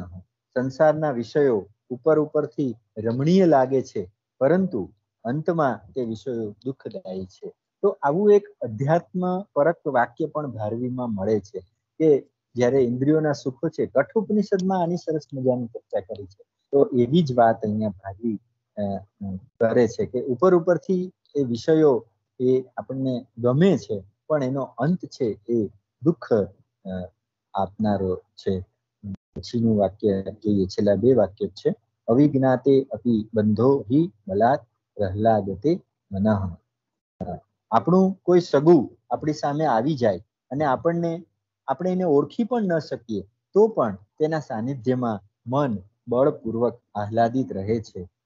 એ ખૂબ સરસ મજાની વાત સગા સંબંધીઓ માટે પણ ભારવીએ કરી છે. અને છેલ્લું વાક્ય એવું છે, જે વાક્યો તારવ્યા છે મેં, એમાંનું વાક્ય આ છે. પ્રજંતી તે મૂઢધિયઃ પરાભવમ ભવંતી માયાવિષુ યેન માયિન. તો એવા લોકો પરાભવ પામે છે, હાર પામે છે કે જે લોકો માયાવી લોકોની સામે માયાવી આચરણ નથી કરતા, એની સામે ભોળા બની રહે છે. તો એવા લોકો, તો જે લોકો ટ્રીટ ફોર ટ્રેટ અંગ્રેજીમાં જે કહેવાયું છે કે જે માણસ જેવો હોય એવી એ પ્રકારનો આપણે એની સાથે વર્તન કરવું જોઈએ. એનું જાણે કે અનુમોદનીય ભારવી આપતા હોય એમ લાગે છે. તો બહુ ભોળા બનવાથી સંસારમાં છેતરાવાનું બને છે, તો આપણે સૌ જાણીએ જ છીએ. આવા પ્રકારના વિચાર રત્નો ભારવીએ દૈનંદિન જીવનમાં જે ભારવીએ દર્શાવ્યા છે, આ બધા વાક્યો એ આપણા દૈનંદિન જીવનમાં પણ ઉપયોગી બને છે અને વ્યવહાર કૌશલ્ય પણ આપણને શીખવાડે છે. અને સંસ્કૃતનો શું ઉપયોગ, એવું જો કોઈ પ્રશ્ન કરે તો એનો જવાબ આ છે કે આ બધા વાક્યો, આ પ્રકારની ભાષાની ગરિમા એ ઘણો ઉપયોગી છે. સંસ્કૃત ભાષા અને સંસ્કૃત ભાષાના વિશે હમણાં જી ટીવીમાં પણ 2-3 દિવસ પહેલા ખૂબ જ મહત્વની વાતો આવી છે. નાસામાં પણ એનું સંશોધન વગેરે ચાલી રહ્યું છે. તેમ ભાષાકીય મહત્તાની વાત કરવા બેસીએ તો ઘણું બધું બોલી શકાય, પરંતુ સમયના અભાવે એ વાત આપણે કરવી નથી. પરંતુ આવા પ્રકારના વાક્યો કોલમ લેખકો લઈ કોઈ એક વાક્યને પોતાની કટારને વધુ તેજસ્વી બનાવી શકે, નવો વિચાર આપી શકે અને જીવનના ઘડતરમાં પણ આ બધા સુભાષિતો ઉત્તમ ખજાના રૂપ છે. મોટિવેશનલ સ્પીકર બન્યા વગર પણ આપણે સામાન્ય માણસોને પણ એ ઘણું બધું ઉપયોગી છે. ભારવી નવો મુદ્દો હવે આપણે લઈએ કે ટીકાઓ કેટલી લખાઈ છે ભારવીના મહાકાવ્ય વિશે. હવે આપણે જાણીએ છીએ કે મહાકવિ કાલિદાસ હોય તો એના વિશે અનેક ટીકાઓ લખાયેલી હોય. એટલે ટીકા એટલે અર્થનો વિસ્તાર કરતો ગ્રંથ. કોઈ માણસની ટીકા ટિપ્પણી આપણે કરીએ એ અર્થમાં અહીંયા નથી, પણ એ અર્થ પણ ખોટો નથી, પરંતુ અહીંયા જે સંદર્ભ છે એ આ છે કે કાલિદાસના મેઘદૂત અને રઘુવંશ ઉપર તો 60-70 પ્રકારની જુદી જુદી ટીકાઓ મળે છે, પરંતુ અહીંયા કિરાત વિશેની આપણે ચર્ચા કરીએ તો ભારવીના આ મહાકાવ્ય વિશે અત્યંત પ્રાચીન સમયમાં દુર્વિનીત નામના રાજાએ એક ટીકા લખેલી છે. ઉપરાંત મલિનાથ દ્વારા લખાયેલી ઘંટાપદ ટીકા ખૂબ જ જાણીતી છે. તે સિવાય મહાકાવ્ય ઉપર 33 જેટલી જુદી જુદી ટીકાઓ લખાઈ હોવાનું રાધા વલ્લભ ત્રિપાઠીએ પોતાના ગ્રંથ સંસ્કૃત સાહિત્યકા અભિનવ ઇતિહાસમાં દર્શાવેલું છે. જેમાંના જાણીતા ટીકાકારો વલ્લભદેવ, વિદ્યામાધવ, દેવરાજ ભટ્ટ, ક્ષિતિપાલ મલ્લ, પ્રકાશ વર્ષ, કૃષ્ણકવિ, રવિ કીર્તિ, ચિત્રભાનુ, એકનાથ વગેરે ઉલ્લેખનીય છે. વધુમાં 2 ટીકાઓ એવી મળે છે કે જેના ટીકાકારોના નામ પ્રાપ્ત થતા નથી. એ ટીકાઓના નામ છે શબ્દાર્થ દીપિકા અને પ્રસન્ન સાહિત્ય ચંદ્રિકા. કુલ કેટલી ટીકાઓ કવિના મહાકાવ્ય કૃતિ ઉપર મળે છે એને આધારે પણ કવિનો વિષયનું મૂલ્યાંકન થઈ શકે, પણ એ એકમાત્ર માપદંડ નથી. પણ છતાં આપણે અહીંયા સમાવેશ કર્યો છે. હવે બીજી એક વાત કે આપણે મલ્લીનાથને વારે વારે શા માટે યાદ કરીએ છીએ, તો વિદ્યાર્થીઓને અનુલક્ષીને હું કહું કે મલ્લીનાથે એક શ્લોક લખ્યો. આમ તો 7-8 શ્લોકો એના મળી આવે છે રઘુવંશના આરંભે. એમાં એ કાલિદાસની જે 2-3 ગ્રંથો ઉપર ટીકાઓ લખી છે, તો એનું નામ એને સંજીવની પસંદ કર્યું છે. એ શા માટે? કારણ કે એનું કહેવું એમ હતું કે બીજા ટીકાકારોએ આ કાલિદાસનો જે અર્થ છે એ એટલો બધો બગાડી નાખ્યો છે, વિકૃત કરી નાખ્યો છે કે કવિતા સુંદરી મરણ પથારીએ છે. પણ એને જે જીવાડવી હશે તો સંજીવની ટીકા તમે વાંચશો તો કવિતા સુંદરી જીવી જશે અને હું જે અર્થ આપું છું એ સંજીવની એવું ટીકાનું. અને મલ્લીનાથનો રિસર્ચની દ્રષ્ટિએ એક મોટો સિદ્ધાંત છે, એ ખૂબ સુંદર છે અને આપણે ગુજરાતી સાહિત્યના પ્રબુદ્ધ વિવેચકો એનો ઘણી વખત ઉલ્લેખ કરતા હોય છે. કોઈએ બહુ સરસ મહાન એવો વિવેચનાત્મક ગ્રંથ લખ્યો હોય તો આને મલ્લીનાથી કવિ છે એ પણ કહેવામાં આવે છે. એ સિદ્ધાંત આવો છે, વિદ્યાર્થીઓને જાણવું ગમશે. એક નાનકડું સંશોધન પેપર હોય કે એક વિદ્યાવારિધીનો મહાનિબંધ હોય, બંનેમાં આ સિદ્ધાંત કામ લાગ્યો છે કે નામૂલમ લિખ્યતે કિંચિત ન અનપેક્ષિતમ ઉચ્યતે, ના અનપેક્ષિતમ ઉચ્યતે. તો મલ્લીનાથ એમ કે છે કે હું એવું માનું છું, એટલે કે મારી ટીકામાં હું જે ટીકા લખું છું એમાં કોઈ બાબત મૂળમાં કવિએ, પછી એ કાલિદાસ હોય કે ભારવી, એને ન બતાવી હોય એવી વાતને હું બતાવતો નથી. નામૂલમ લિખ્યતે કિંચિત.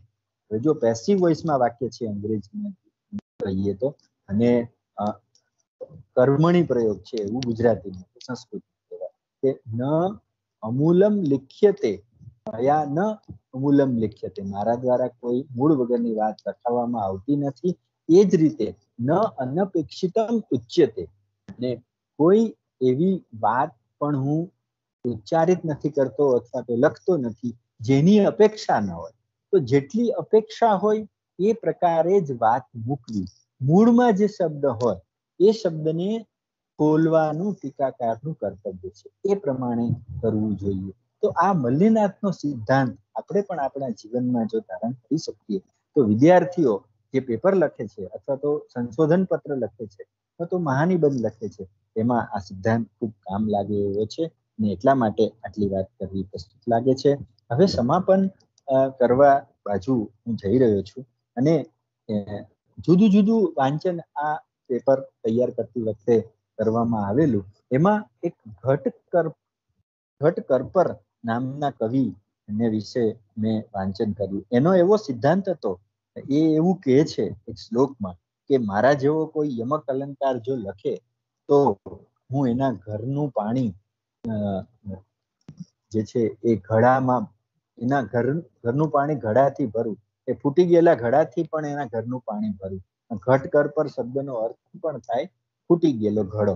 હવે આવા પ્રકારની યમક અલંકારની પોતાની પ્રશંસા ઘટ કર પર કરે છે, પરંતુ ભારવીએ એવા પ્રકારની કોઈ દરપોક્તિ કરી નથી. તો બંને કવિઓ વિશેની તુલના કરવાનો કોઈ આશય નથી, પણ કેટલાક કવિઓ કોઈ પ્રકારની દરપોક્તિ પોતાના કાવ્યોમાં કે મહાકાવ્યોમાં કરતા હોય છે, જ્યારે ભારવીએ આવા પ્રકારની કોઈ દરપોક્તિ કે પ્રતિજ્ઞા નથી કરી.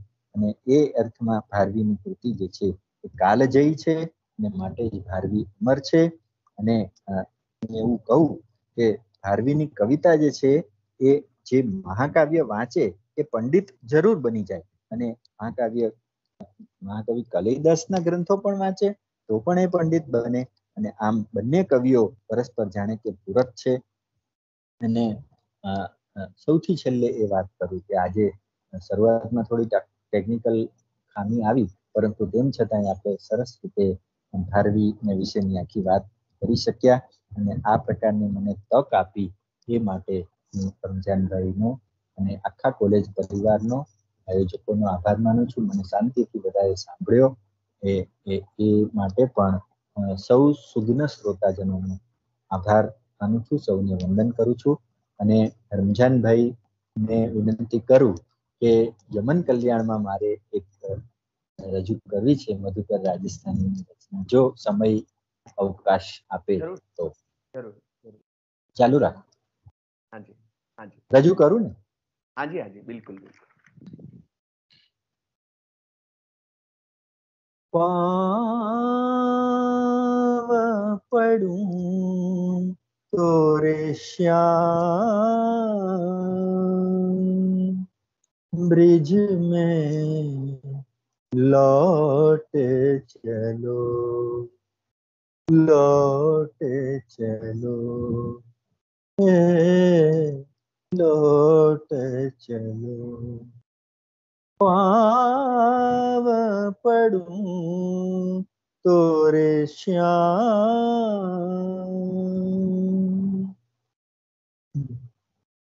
दूध दही से भरी मटकिया फोड़े कौन मुरारी, असुवन जल से भरे गगरिया, पन घट पे पनिहारी, लौट चलो है, लौट चलो। पाव पड़ूं तोरे श्याम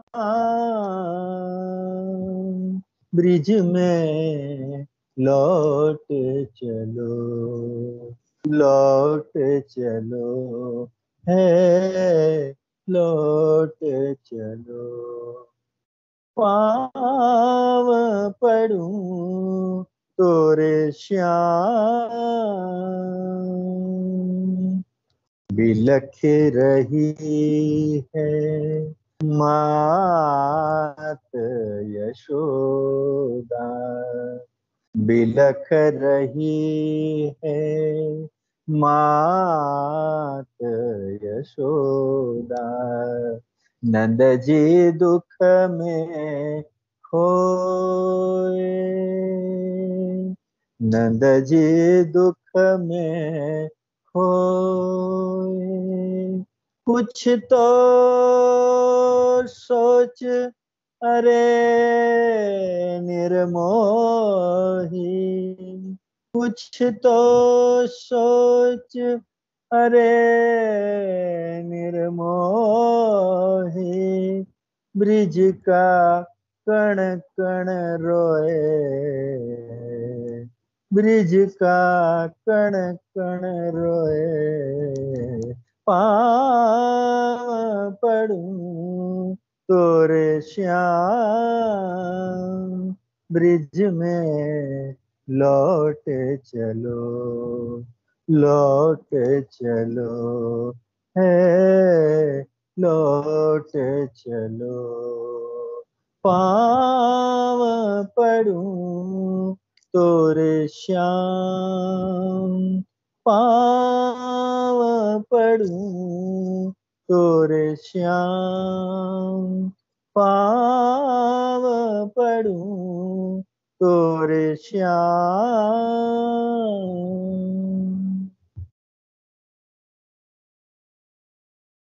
વાહ, મજા પડી ગઈ. સરસ હા, સર, સર બહુ જ મજા આવે. સરસ. જી જી જી જી. કૃષ્ણના સાનિધ્યમાં રહે છે ને સર શામળાજી. હા, ખૂબ સરસ. એટલે જ બિલકુલ. હા. Thank you, sir. જી, બહુ સરસ વ્યાસ સાહેબ. મજા પડી વ્યાખ્યાનમાં પણ અને આપના સુમધુર ગાનમાં સવિશેષ.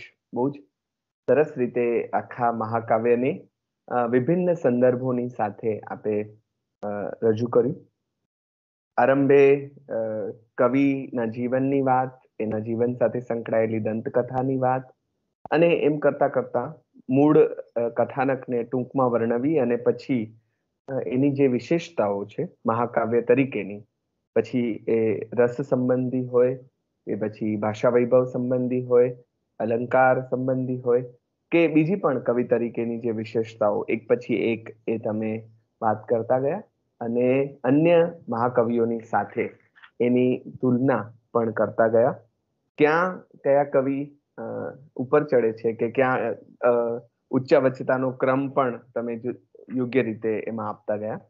અને છંદની વાત તો બહુ મજાની એટલે રહી કારણ કે છંદોનું ગાન પણ તમે વચ્ચે વચ્ચે કર્યું, વર્ણન કૌશલ્યની વાત પણ કરી, વિયોગીની છંદ, બિહાગ, રાગ, આ તે બધું આવ્યું. અને ભારવીનું પાંડિત્ય એની પણ વચ્ચે તમારી વાત બહુ જ સરસ થઈ. અને મહાકવિઓ પાસે આપણે કાવ્ય હેતુ એવું જ્યારે ભણીએ છીએ ત્યારે કે કવિ પાસે અપેક્ષિત 3 વસ્તુઓ છે કવિ થવા માટે: શક્તિ, નિપુણતા અને અભ્યાસ. તો આજે નિપુણતા છે એમની, શક્તિ તો બાય બોર્ન હોય તો હોય, પણ નિપુણતા જે છે એ કવિ મેળવે છે. તો તમે આ પાંડિત્ય જે સંદર્ભમાં એની ચર્ચા કરી કે બધી જ બાજુનું જ્ઞાન એ મેળવે છે અને એ રીતે આલેખે છે. અને પછી જે સૂત્રોની વાત કરી એ બધા તો આપણા જીવનમાં ઉતારવા જેવા સૂત્રો રહ્યા. અને એ રીતે આખું વ્યાખ્યાન બીજા ચિંતકો, અલંકાર શાસ્ત્રીઓ, કુંતક આદિ જે રીતે એમને જુએ છે, એટલે આ સંદર્ભે તમે કેટલું ઘરલેસન કર્યું હશે એની પણ અમને બધાને ખબર પડી અને વિદ્યાર્થી મિત્રોને પણ સમજાયું. વચ્ચે વચ્ચે શબ્દો અને બીજી બધી વાતો વિદ્યાર્થીઓને કેન્દ્રમાં રાખીને ખાસ આપે કરી, એનો પણ વિશેષ આનંદ છે. આપણી સાથે સંસ્કૃતના બીજા પણ વિદ્વાન અધ્યાપકો અને અભ્યાસીઓ છે. તો મુંબઈથી નિરંજનાબેન જોશી આપણી સાથે જોડાયા છે અને તેઓ કંઈક વાત કરવા ઈચ્છે છે. તો નિરંજનાબેન, જરૂર આપ ઓડિયો અને વિડીયો ઓન કરી અને વાત કરી શકો, પ્રશ્ન પણ કરી શકો અથવા પૂરક વિગત પણ આપી શકો. સંભળાય છે? હાજી હાજી, સંભળાય છે? હા હા હા, સંભળાય છે ને? જી જી જી સૌથી પહેલા તો હા, મધુસૂદનભાઈ ને અભિનંદન. ભારવી જેવા કવિ નો કિરતાર્જુનીય આજે સંભળાવ્યું. મને ઉપમા કાલિદાસસ્ય ભારવે રર્થ ગૌરવમ દંડિનઃ પદ લાલિત્યમ માઘે સંતિ ત્રયો ગુણાહ, એ વિધાન યાદ આવ્યું. કારણ કે માઘ જેવા કવિમાં ત્રણેય ઉપમા, અર્થ ગૌરવ અને પદ લાલિત્ય ત્રણેય હોવા છતાં આજ સુધી કાલિદાસ અમર થઈ ગયા. એવી રીતે આ ત્રણેય કવિઓ, બધા જ કવિઓ અમર થઈ ગયા. હવે ભારવી માટે કહેવાનું હોય તો હું એમ કહીશ કે મહાકવિ ભારવીને મહાભારતમાંથી આ વિષય લીધો હોવાથી મહાભારતમાં નિષ્ક્રિય, અકર્મણ્ય અને સિદ્ધાંત વિહોણા ક્ષત્રિયો દેખાયા. હવે ઋગ્વેદમાં 250 થી વધુ ઇન્દ્ર સૂક્તો છે. ઇન્દ્ર એ પૌરુષના દેવતા છે. ભારવીએ જીવનાભિલાષા અને જીજીવિષા વચ્ચેનો ભેદ સમજાવ્યો છે પાંડવોને. કારણ કે જયારે વનમાં હતા ને ત્યારે તપ કરવાથી એવું કુદરતી સિદ્ધાંત છે કે માણસની લડાયક વૃત્તિ હોય એ ક્ષીણ થઈ જાય, તો એને તપ કરવા મોકલ્યો. અને દ્રૌપદી આમાં મેઇન કારણભૂત છે આ ગ્રંથની પાછળ. કારણ તપ કરવા ઇન્દ્ર જ્યારે ઉપર ગયો ઇન્દ્રકીલ પર્વત પર, ત્યારે એ શા માટે ગયો? કારણ કે દ્રૌપદીએ તો એટલું ગુસ્સામાં ભાષણ આપ્યું છે. ખરી રીતે તો પેલું તમે સુક્તિ જે કહી ને મધુસૂદનભાઈ, કે અમર શત્રુને ન, એટલે આજ સ્ત્રીઓને કોઈ દિવસ નિસ્તેજ કર્મ પુણ્ય વિહોણો એવો પુરુષ પસંદ જ નથી આવતો. તેજસ્વી પુરુષને સ્ત્રી હંમેશા માનનીય ગણે છે. એ વાત કેટલા વર્ષો પહેલા દ્રૌપદીએ સિદ્ધ કરી છે. અને દ્રૌપદી જયારે કામ્યક વનમાં બધા જ પાંડવોને પર ગુસ્સો કરીને બોલે છે, એમાં એક ચરણ બધાને કહે છે કે કસ્માત મન્યુર ન વર્ધતે, કસ્માત મન્યુર ન વર્ધતે, તમારો ગુસ્સો કેમ ક્યાં ગયો? એટલે વનમાં રહીને જો તમે આવી રીતે તમારી વિજિગીષુ વૃત્તિ, જીતવાની વૃત્તિ જો ક્ષીણ કરી નાખશો તો કૌરવો તો કેટલા બળવાન છે, તો તમે કોઈ કાળે જીતી શકવાના નથી. એમાંથી આ ઇન્દ્રકીલ પર્વત પર તપ કરવા બધા ભાઈઓએ મળીને મોકલ્યો. અને એમાંથી આ અર્જુને વિજય મેળવ્યો. પાશુપતાસ્ત્ર, અંતે તો શિવજીએ પ્રગટ થઈને એને પાશુપતાસ્ત્ર આપ્યું કે જેનાથી મહાભારતના યુદ્ધમાં પણ વિજય મળ્યો. આમ એનો જન્મ દ્રૌપદીના આ ગુસ્સા ભર્યા ભાષણ માંથી થયો છે, એમ મારું કહેવાનું છે. એટલે સ્ત્રી હંમેશા જો તેજસ્વી હોય તો ખરેખર ઘરમાં સૌને, સંતાનોને ને બધામાં એક પ્રકારની જીજીવિષા વૃત્તિ અને વિજિગીષુ વૃત્તિ, જીવવા માટે જીવનાભિલાષા અને જીતવાની માટે વિજયાભિલાષા, એટલે જે વિજિગીષુ વૃત્તિ અને જીજીવિષા વૃત્તિ બંને વૃત્તિ સંવર્ધન પામે. એ એક વાત મારે કહેવાનું છે. બીજું, ભારવી વિશિષ્ટતામાં આપે ચિત્રકાવ્ય એમનું અદ્ભુત કૌશલ્ય છે, એનું વર્ણન કર્યું જ હશે. પણ એક વસ્તુ હું કહું કે એમણે ચિત્રકાવ્યનો પ્રયોગ એવો કર્યો છે કે ભ અને ર અક્ષર પરથી આખો શ્લોક જોવા મળે. ભૂરી ભીર ભાદી ભીરી ભી ભીરા ભૂમાં રઈ રબી રમ રે ભી રે ભૂરી ઔર ભૂરી ભીર ભારી ભીર ભૂમે રબી રે ભી રે. ભ અને ર આ બંને અક્ષરોથી આખો એક કાવ્યમય દ્રશ્ય ઊભું કરી અને એક ચિત્ર કાવ્ય નો એક પ્રયોગ એમણે કરીને બતાવ્યો. એટલે ભારવે અર્થ ગૌરવ, આમાં જે અર્થ પણ ગુપિત રીતે છે એ પણ વ્યક્ત કર્યો છે. એટલે મલ્લીના જેવા ભાષ્યકારે તો ત્યાં સુધી કહ્યું છે કે ભારવી એ નારિકેળ સમા કવિ, નારિયેળ જેવા કવિ છે કે ઉપરથી કઠોર લાગે પણ અંદરથી ગર્વ મધુર હોય. હવે આવા ભારવીની જે સૂક્તિઓ પણ આપે કહી એ ખરેખર બહુ જ નોંધનીય છે, પ્રશંસનીય છે. અને વિદ્યાર્થીઓને તો દરેક માનવી માત્રને જીવનમાં ઉપયોગી થાય એવી સૂક્તિઓ ભારવીએ લખી. દરેક સંસ્કૃત કવિએ એવી સૂક્તિઓ દરેક સાહિત્યમાં છે જ. પણ આ વિશિષ્ટ કૃતિઓમાં તો ખાસ એવી સૂક્તિઓ નોંધવા લાયક હોય છે. આ બે વસ્તુ કહીને હું મારું વિધાન પૂરું કરું છું. નમસ્તે. મને તક આપવા બદલ રમઝાનભાઈ આપનો આભાર. અરે ખૂબ ખૂબ આભાર નિરંજનાબેન, તમે બહુ સરસ પૂરક વાત કરી અને તમારો ઉત્સાહ જોઈને પણ અમને આનંદ આવે કે તમે સતત આપણી સાથે રહો છો. એસએનડીટી કોલેજમાં પ્રશિષ્ટ સંસ્કૃત નાટકો પર મારે વ્યાખ્યાન આપવાનું હતું. તો એમાં મેં કાલિદાસના અભિજ્ઞાન શાકુંતલ અને ભવભૂતિના ઉત્તરામચરિત પર તો વક્તવ્ય આપ્યું જ હતું, પણ મારે 12વી વિશે પણ કહેવાનું હતું, પણ સમય ને બધું મર્યાદામાં હોય ને, એમએના વિદ્યાર્થીઓ સામે કહેવાનું હતું. ત્યારે મને આ 12વી માટે મેં બહુ જ વિચાર, એટલે મને એમ થયું કે આજે એ જ છે, એટલે મેં બરાબર સાંભળ્યું પણ ખરું અને એમાં થોડુંક જે મને લાગ્યું, એટલે મધુસૂદનભાઈ આપને કોઈ ખરાબ નથી લાગ્યું ને? મેં આ 2-3 વાતો કરી. નહીં, બિલકુલ નહીં. મને લાગે છે રામચરિતમાનસ પરનું પુસ્તક આપે મને મોકલ્યું હતું ને કે નહીં? આઈ થિંક સો આપે જ મોકલેલું. હા, મોકલ્યું છે. આપણે સગા જ છીએ. હા, એ જ. એટલે આજે મેં કીધું કે કિરાત અર્જુનની 12વી છે, હું સાંભળીશ ચોક્કસ. બાકી યુટ્યુબ પર તો હું સાંભળું જ છું બધા. હાજી. સમયને અભાવે. ચાલો, નમસ્કાર. Thank you so much. નમસ્તે. યસ, પ્રજાપતિ સાહેબ આપણી કોલેજમાં સંસ્કૃત વિષયના અમારા સિનિયર મોસ્ટ પ્રોફેસર છે, તો હું તેમને વિનંતી કરું કે તેઓ થોડી વાત કરે. આદરણીય ડોક્ટર પ્રજાપતિ સાહેબ. Thank you sir. મધુસૂદનભાઈ સરનો ખૂબ આભાર. આપણે પહેલી વખત જ મળીએ છીએ. શામળાજી એક વખત આવેલું તમારે સેમિનાર હતો એ વખતે, હું ભરતભાઈ બંને આવેલા. બરાબર. ખૂબ મજા આવી સર. આપણે પ્રકૃતિમાં પૂરા ભારવે કીધા અને ખૂબ સાર્થક કરી આપી સર આ લેક્ચર દ્વારા. ખૂબ મજા આવી. પાષાણ ત્રયમાં આ મહાકાવ્યનો સમાવેશ થાય છે અને એવું મને ખ્યાલ છે કે પંચ મહાકાવ્યોમાં જે કાલિદાસના 2 મહાકાવ્ય છે એ એપિક ઓફ આર્ટમાં આવે છે, એક કલાત્મક મહાકાવ્ય છે.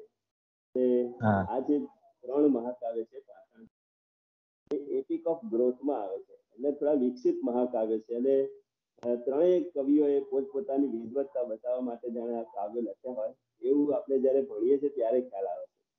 ખૂબ સરસ સર આપણે આ મહાકાવ્યને ન્યાય આપ્યો છે. એક તમે લક્ષ્મી અંતની વાત કરી કે ભારવીના દરેક સર્ગને અંતે લક્ષ્મી શબ્દ વપરાય છે, માટે એને લક્ષ્મી અંત મહાકાવ્ય કહે છે.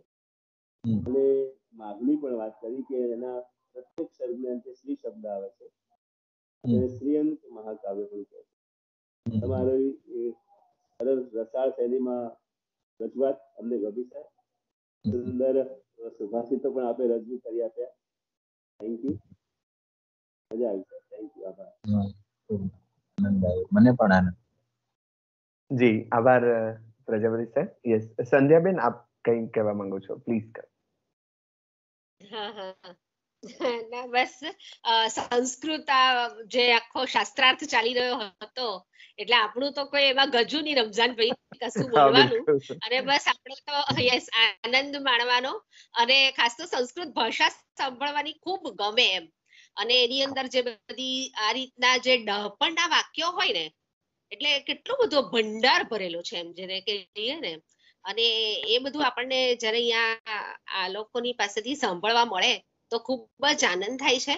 અને મધુસૂદનભાઈની સાથેનો મારો પરિચય પણ શ્રી રામકીર્તિ મહાકાવ્યમ એમણે જે અનુવાદ કરેલો ડોક્ટર સત્યવત શાસ્ત્રીના જે કાવ્યનો આખો એમણે જે ગુજરાતીમાં, એનાથી જ એમનો પરિચય થયો.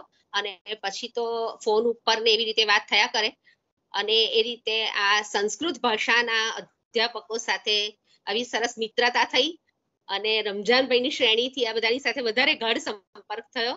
અને મધુસૂદનભાઈ તમે ખૂબ સરસ રીતે આખી વસ્તુ ગાઈને પણ સંભળાવી, અને તમારો શાસ્ત્રીય સંગીત પ્રત્યેની તમારી જે ગતિ છે એ પણ અમને લોકોને જાણવાનો અને માણવાનો મોકો મળ્યો.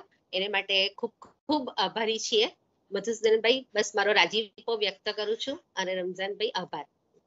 હાજી, થેન્ક યુ.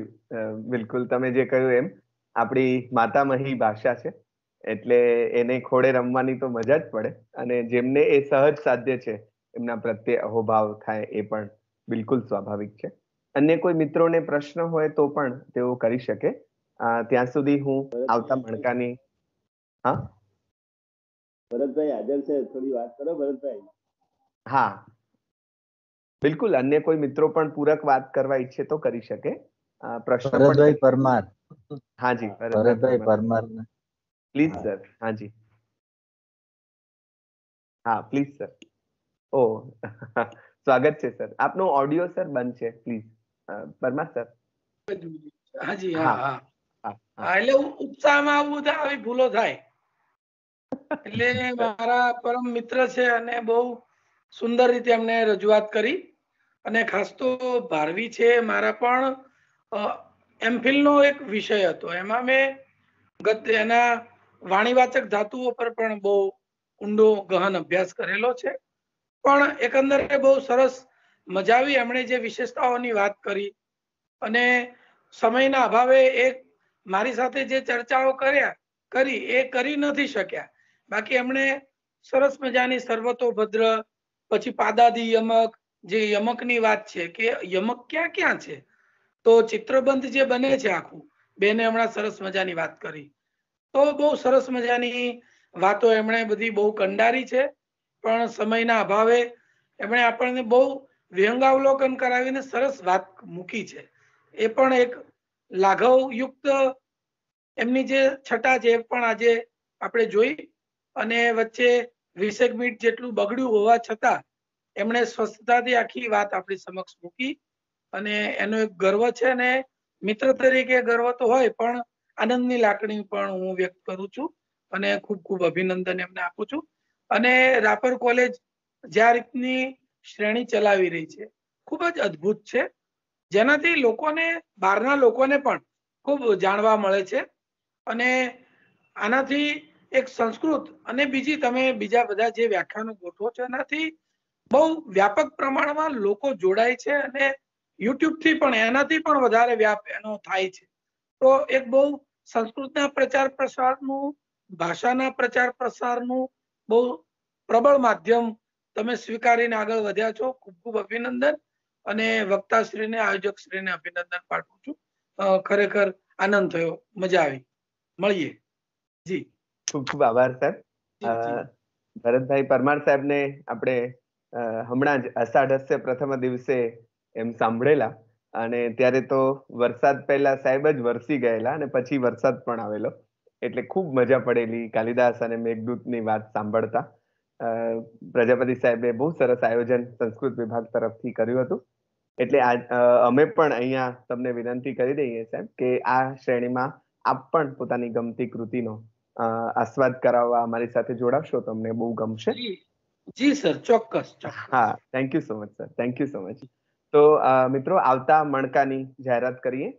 આવતીકાલે રવિવાર, એ પછી સોમવાર અને મંગળવારે આપણો 102મો મણકો ભાત ભાત કે લોગ, પુલા દેશપાંડે મૂળ મરાઠીમાં લખાયેલી એમની કૃતિ અને જેનો શકુંતલા મહેતાએ ગુજરાતીમાં અનુવાદ કર્યો છે, એમના વિશે આપણા વંદના શાંતુ ઇન્દુ નામના એક વાર્તાકાર, લેખિકા અને અભ્યાસી વક્તા, તેઓ આપણી સાથે જોડાશે અને વાત કરશે ભાત ભાત કે લોગની.